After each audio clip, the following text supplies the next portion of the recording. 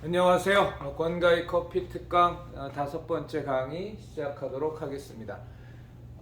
추출 시 가장 중요한 3가지 요인, 그러니까 커피의 맛에 영향을 미치는 가장 중요한 3대 요소가 있습니다.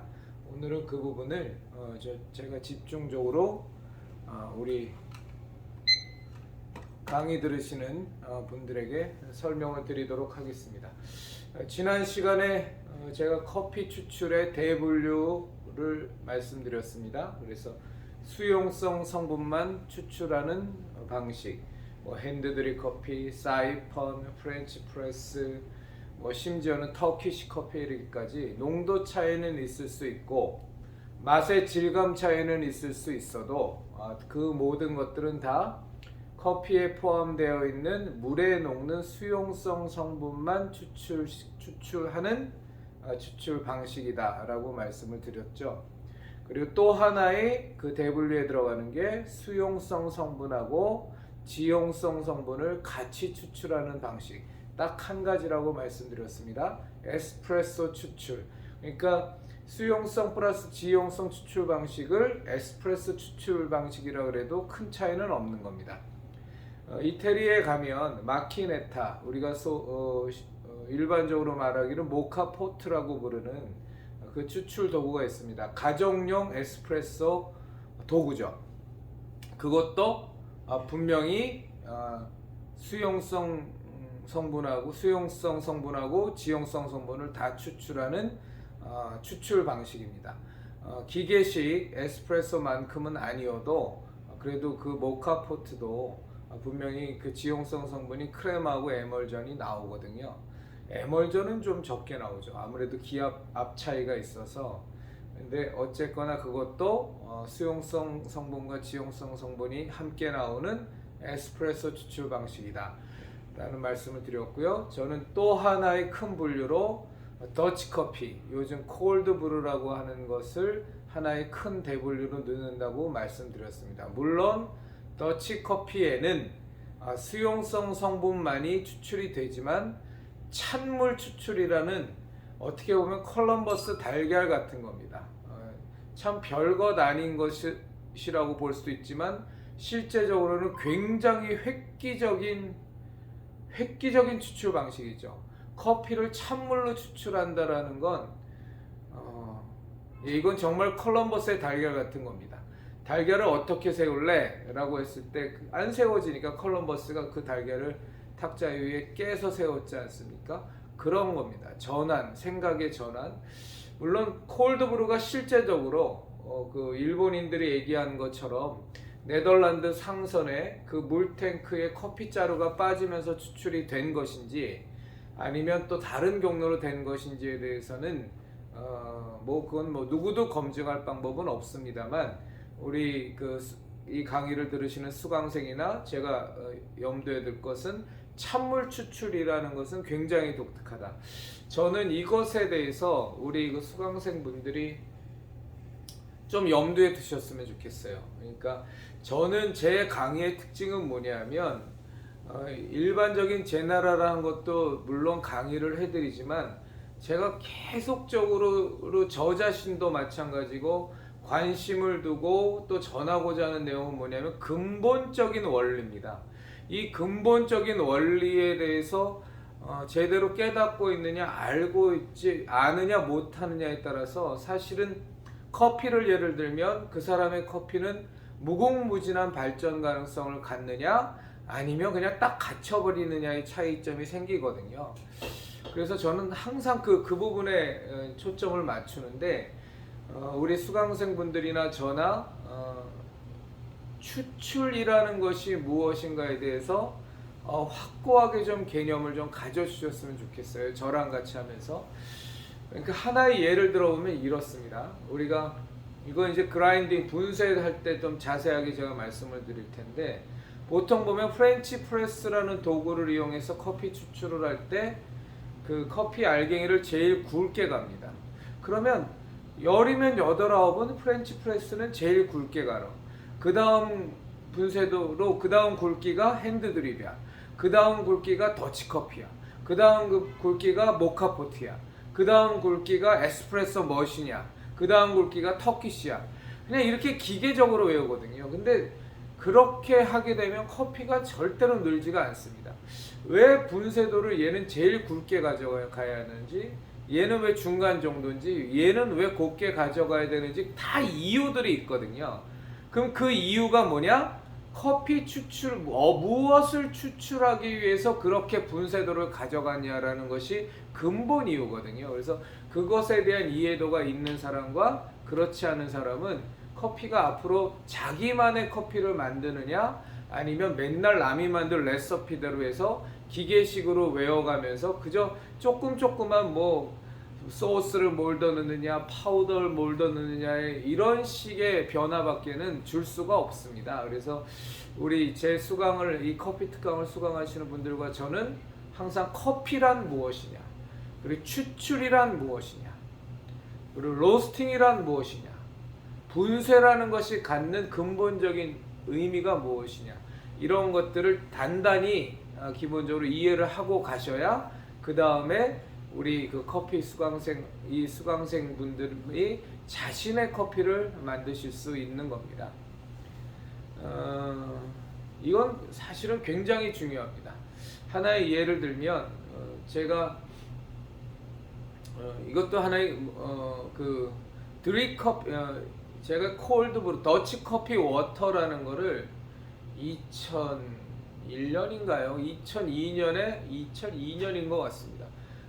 더치 커피 워터라는 걸 제가 개발했거든요. 굉장히 많이 잘 팔렸습니다. 그리고 그 더치 커피 워터가 하도 잘 팔려서 이제 그거를 갖고서 생산 공장을 세웠다가 아주 그냥 제가 제조업에 뭣도 모르고 제조업 뛰어들었다가 아주 그냥 뜨거운 맛을 봤죠.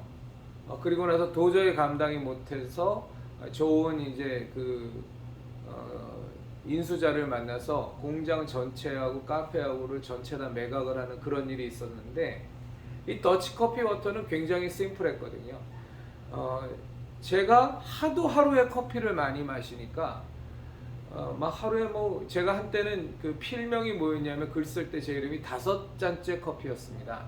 왜 그렇게 했냐면 하도 막 이렇게 강의다, 또 가게에서다, 또 애들 교육한다, 뭐 바리스타들 양성한다 뭐 하면서 하도 하루에 커피를 많이 마시니까 뭐 10잔 안팎을 마시니까 사실은 좀 힘든 부분이 있었어요. 그래서 하루에 한 5잔 정도만 커피 마시면 참 좋겠다 해서 제 필명을 한때 5잔째 커피라고 지은 적도 있었을 만큼 커피를 제가 많이 마셨거든요. 근데 이제 그러다 보면 하루의 업무가, 일과가 다 끝나고 나면 돌아가는 길에 이제 운전을 하면서 물 마시기는 좀 그렇고, 물만 마시기, 커피 마시긴 부담스럽고, 어떻게 마실까 해서 커피를 굉장히 연하게 커피를 타서 마셨어요. 아주 연하게, 보리차처럼. 이제 그러다가 이거를 맛있으니까요. 이 커피를, 이걸 아주 연하게 마시는 걸, 이걸 물처럼 편안하게 마시는 커피를 만들면 어떨까라는 생각이 들었고, 그렇게 물처럼 편안하게 마시는 커피라면 주로 이게 시원하게 마셔야 되니까 차게 마시는 데는 그 더치 커피가 좋으니까, 그럼 더치 커피를 굉장히 연하게 만들어서 황금 비율을 찾아서 그래서 이 더치 커피를 물처럼 마시는 커피 워터를 만들어 보자. 그래서 이름을 더치 커피 워터라고 만들었었거든요. 정말로 많이 만들었죠. 많이 팔렸습니다. 그리고 이제 그게 기업 매각까지도 이어졌었는데, 그때 저랑 같이 일을 하던 한 사람이 저한테 무슨 얘기를 했냐면, 당신의 그 더치 커피 워터라는 제품을 생각하면 나는 항상 떠오르는 게 컬럼버스의 달걀이 떠오른다. 사실은 별것 아닌데, 그런데 누구도 생각하지 못했던 커피를 연하게 만들어서 물처럼 편하게 마실 수 있는 것을 제품화할 생각을 아무도 못했는데, 그리고 당신은 그것을 제품화했고 또 그것이 좋은 반응을 일으켜서 좋은 결과를 낳았다. 이제 그 모든 것들이 가능한 건 뭐냐면 제가 커피에 대한 지식과 경험이 탄탄하기 때문입니다. 그리고 항상 커피와 함께 더불어서 생활을 하다 보니까 그런 것들이 나오는 거거든요. 그래서 이 강의를 들으시는 분들은 아까 말씀드린 것처럼 추출이 무엇이냐, 어떻게 추출하냐, 뭐 몇 초 동안에 걸쳐서 추출하냐, 이렇게 산술적이고 기계적인 걸 외우는 것도 사실은 중요합니다. 우리가 장사할 때는 굉장히 중요하거든요. 이제 그런 분명한 가이드라인도 외우셔야 되겠지만, 그리고 알고 계시고 몸에 체득해야 되겠지만, 그런데 이제 더 근본적으로는 추출이 무엇인가, 커피란 무엇인가, 로스팅이란 무엇인가, 이제 이런 개념들을 확실히 좀 갖고 계시는 것이 도움이 되겠다라는 말씀을 드려봅니다. 자, 추출에 가장 중요한 3대 요소가 있습니다. 굉장히 요소가 많습니다. 추출에 영향을 미치는 건요, 굉장히 많은데, 똑같은 동일한 원두를 썼을 때 근본적으로 원두가 바뀌어 버리면 그건 얘기가 안 되는 겁니다. 같은 원두를 썼을 때 그 같은 원두를 써서 추출을 했을 때 그 결과물에 가장 큰 영향을 미치는 3대 요소가 뭐냐면, 첫째는 분쇄도입니다.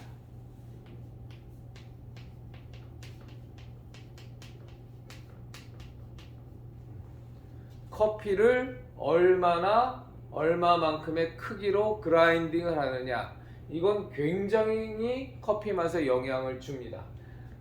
분쇄도라는 것을 어떻게 이해를 하시냐면 좋냐면요, 분쇄도는 이렇게 이해하시면 좋습니다.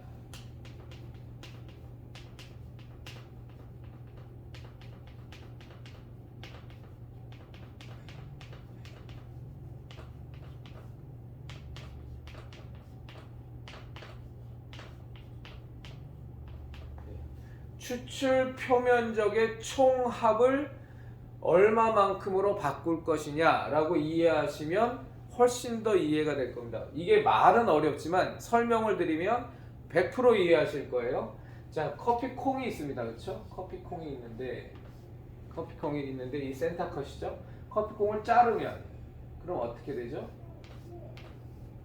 여기 표면적이 생기죠. 그리고 이쪽도 표면적이 생깁니다. 그래서 표면적이 두 개로 생기죠. 그리고 요걸 또 자르면 어떻게 되겠습니까? 이 바닥면으로 또 표면적이 생기겠죠. 여기도 생기고, 예. 그렇게 해서 자르면 자를수록 커피의 알갱이가 물과 직접적으로 자기의 성분을 내보낼 수 있는, 왜냐하면 이 커피 알갱이의 이 겉표면은 굉장히 하드하기 때문에, 굉장히 딱딱해서 이 커피에 있는 이 겉표면으로 해서 커피의 성분이 나가지는 않거든요. 이게 잘려 나가야 그래야 여기 이 면에서 커피의 내부에 있는 성분이 나가는 거니까, 그래서 이 추출 표면적을 얼마나 많이 늘릴 것이냐가 분쇄도라는 것의 의미로 생각하시면 가장 정확합니다. 그러니까 어떻게 되겠죠? 분쇄도는 우리 모든 그라인더는 똑같습니다. 자, 1에서 예를 들어 30까지의 넘버가 매겨져 있다고 한다면 분쇄도가, 그러면 이 숫자가 올라가면 올라갈수록 거친 겁니다. 거친 거. 그리고 숫자가 적어지면 적어질수록 고운 분쇄도를 갖습니다. 자, 분쇄도가 곱다라는 건 뭐냐면 더 많이 알갱이가 작아진다라는 의미죠. 그 작아진다라는 의미는 뭐냐면 추출 표면적을 계속 늘린다는 겁니다. 하나 있을 때보다 자르면 두 개로 늘고, 두 개를 또 자르면 이것도 또 자르면 또 몇 개로 늘고, 그걸 또 자르면 또 몇 개로 늘고 해서 이렇게 기하급수적으로 올라가기 때문에 분쇄도를 곱게 가져간다라는 건 뭐냐면 추출 표면적을 점점 늘린다. 그래서 에스프레소 같은 경우는 분쇄도가 굉장히 곱거든요. 그거보다 더 고운, 근데 에스프레소 커피에 분쇄된 거는 이렇게 만지면 그래도 꺼끌꺼끌하게 이렇게 분명히 느껴져요. 근데 터키시 커피 같은 거, 터키에서 먹는, 주로 이제 그건 점칠 때 많이들 쓰는데, 이브릭이나 재즈베라는 도구를 사용해서 추출하는 터키시 커피를 보면 그건 그 분쇄도에 맞춰서 간 거를 이렇게 만지면요, 우리가 마치 밀가루 만지는 것처럼 꺼끌꺼끌함이 아예 안 느껴집니다. 에스프레소보다도 훨씬 더 곱게 갈기 때문에. 그러면 그렇게 곱게 간다라는 것은 무슨 의미냐? 추출 표면적을 극대화시킨다라는 겁니다. 그래서 물이라는 용매제를 커피가 만났을 때 똑같은 시간을 똑같은 온도의 물에 커피가 담겨져 있을 때 추출 표면적이 극대화되느냐 아니면 극소화하느냐에 따라서 커피의 성분이 나오는 양은 굉장히 많이 달라지게 됩니다.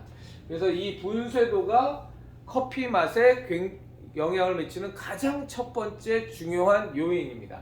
커피 맛에 영향을 끼친다라는 것은 뭐냐 하면 커피가 갖고 있는 성분을 얼마만큼 내보내느냐라는 뜻이거든요. 그리고 내보내야 될 성분만 내보내냐, 소위 말해서 맛있는 성분만 내보내냐 아니면 맛없는 성분까지도 내보내느냐, 이런 부분. 그러니까 이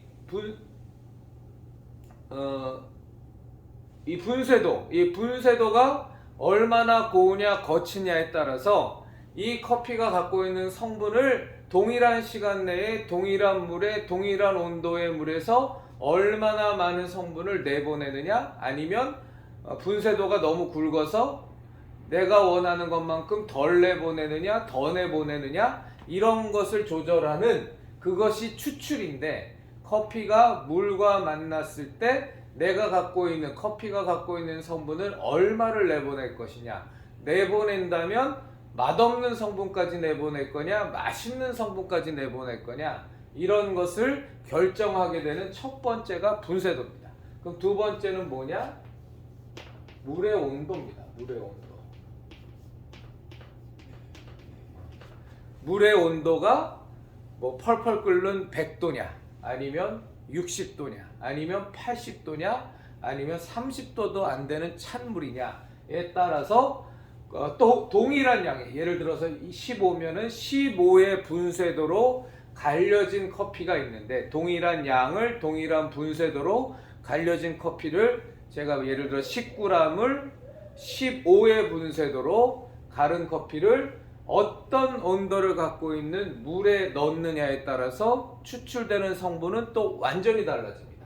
제가 아까 말씀드린 것처럼 추출의 대분류에서 더치커피 말씀드린 것처럼 찬물 추출을 하게 되면 분명히 고온에서 추출되는 60도 이상, 80도 이상에서 추출되는 성분은 추출이 안 되겠죠.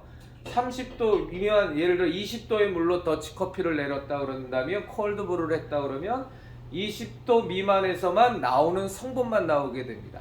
그래서 더치커피를 먹고 나면 더치커피만의 고유한 향과 그 다음에 고유한 맛이 나오는 게 뭐냐면, 30도씨의 더치커피로 물로 더치커피를 했다, 혹은 20도씨의 찬물로 더치커피를 했다, 혹은 10도씨의 찬물로 더치커피를 했느냐에 따라서 이 커피가 갖고 있는 성분 가운데 30도씨로 하면 30도 이상 되는 건 추출이 하나도 안 될 거고, 30도 미만에 나오는 건 성분만 나올 거고, 20도씨의 물로 추출한다면 20도씨 이상에서 나오는 여기 20하고 30만 해도 10도씨 갭에서 나오는 건 추출이 안 된다는 거죠.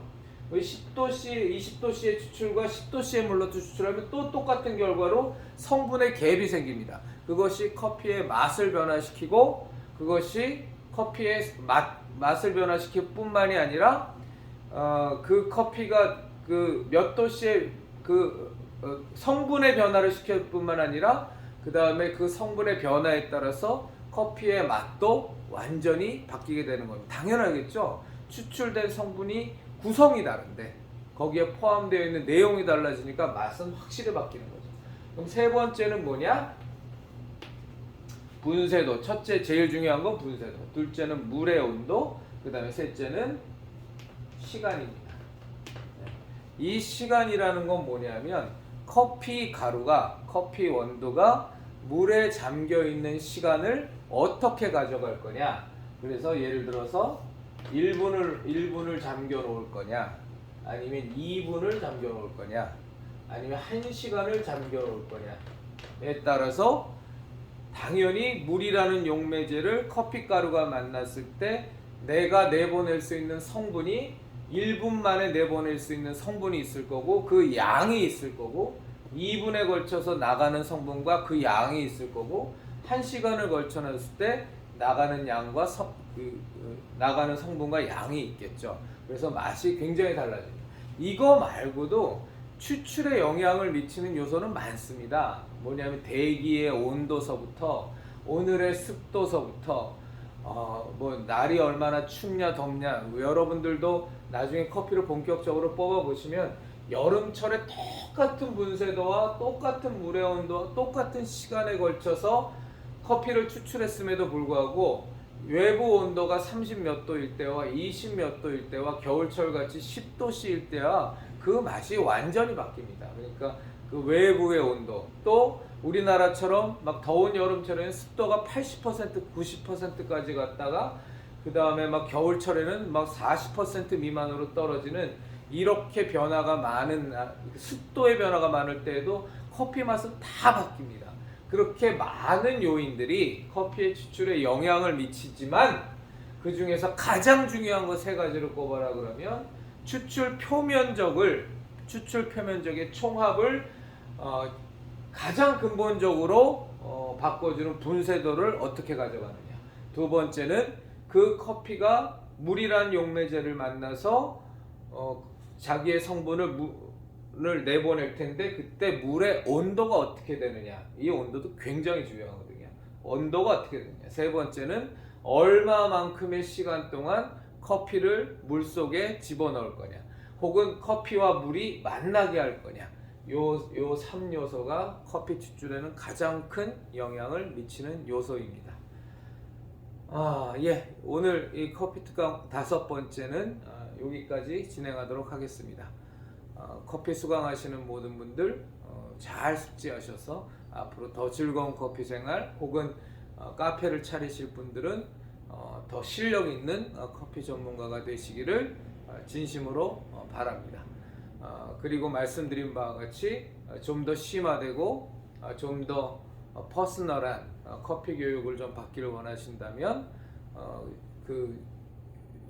저희 유튜브 메인 페이지에 있는 전화번호로 저한테 연락을 주시면 안내해 드리도록 하겠습니다. 감사합니다.